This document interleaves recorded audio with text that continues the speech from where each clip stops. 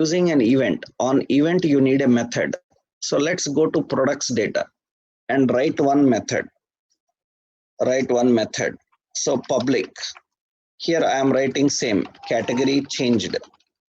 This method is expecting the category name. It is expecting the category name. When category name is passed, we will collect that category name. Public category name is currently we have all. Now what should happen is, so this dot category name is equal to this dot category name is equal to cat name. We have to apply that. Now important is category changed event. This method will be called when you are changing the filter category. So that means the category changed event will come. Into that event, we pass dollar event. Dollar event collects the value of this particular event that emits. That means filter category changed is emitting the category name, That category name we are collecting here and we are passing into category changed. The category changed event is collecting it and it is assigning to this category name. That means now the category name that you have in products component is having the value coming from filter component. Products component category name is having the value coming from filter category name. Now what we have to do is, when you get the category name, while displaying here, we can apply the filter here. Already we learned how to use ng for with a combination of ng container. So what we will do now here, I will remove this and I will use an ng container. In this ng container, so I am writing this row, and without disturbing we have to do that, right? So this ng container is using an iteration, that is ng for let product of products. Okay, but we don't want all the products. We want only the products that belongs to that particular category. So then we will use in the row an ng if. This already we discussed in our previous example, but now we are having with the data and components. And here, if what is the condition? If we are searching here, we are defining here, if category name is equal to all, if category name is equal to all, or, so we have to write or, if category name is equal to product dot category, if it belongs to any category in the products, then display. That is the basic condition we are displaying. That means if category name is all, or the category name is equal to product category, if it is matching with the product category. Remember, this category name is coming from filter component. On the change of category, this data is coming here. And we are verifying, is it all or is it belongs to any category present inside this products. If it's so, then it should display only those details here. Now here I am selecting, so by default here category name, we are configuring the category name and defining that. That category name can be binded to that particular property and you can display that. Initially, suppose I selected electronics, then only electronics, only footwear, only fashion, those details should come.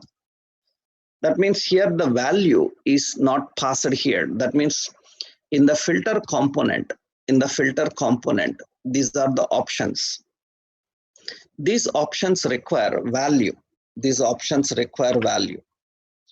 value is all. So this value is electronics. and this value is footwear, and this value is fashion. You can maintain a collection also for that. Initially, the value is defined here, and the value is coming here. All. Now I selected here electronics, then only electronic products will come. I selected here footwear, only the footwear will come. I selected here fashion, only the fashion will come. How you are presenting, that's your wish. You can use a card style, you can use a table style for presenting the data, And I say all, then all products will come here. I'm choosing any category, electronics, so footwear or fashion, only those details will come here. And you are selecting all, then it will display all.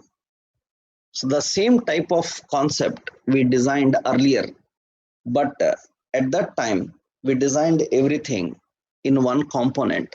Now we have multiple components. We are transporting data from one component to another.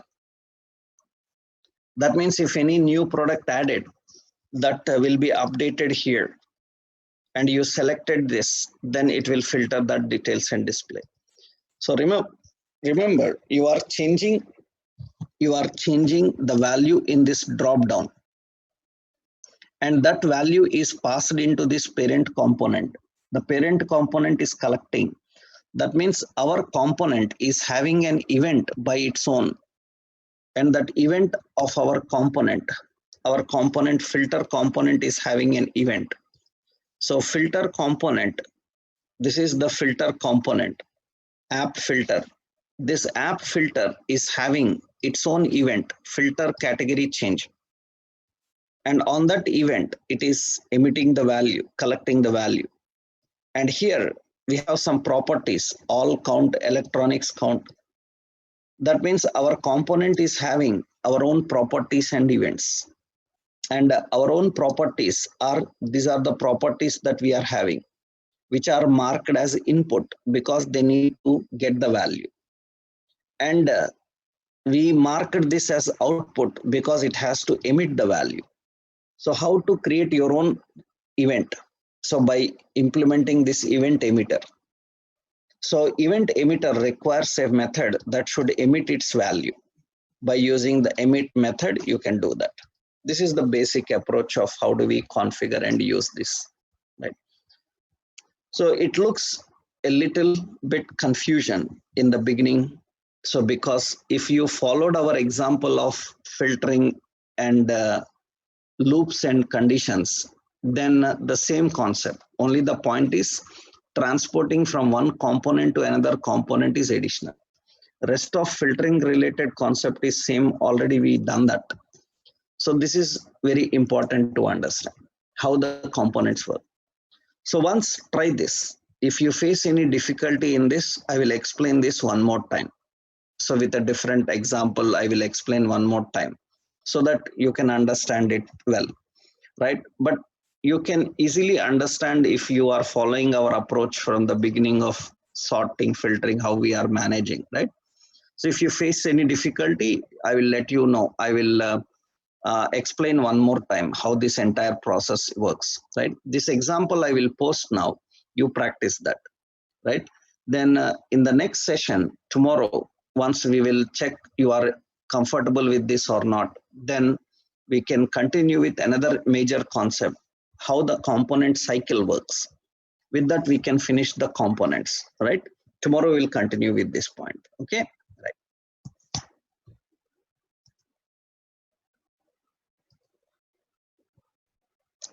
Yes, Sohan, what is your doubt?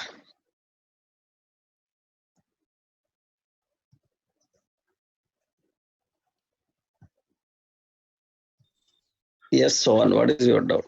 Sir, actually, we saw that ng container where without disturbing the DOM structure, we can use conditions or for loop something. Huh. So there is something called ng template, sir. So already I told you, right? Okay. ng template, ng container, ng component. You are not there on that day? Yes, I have been attending all the classes since beginning Huh, without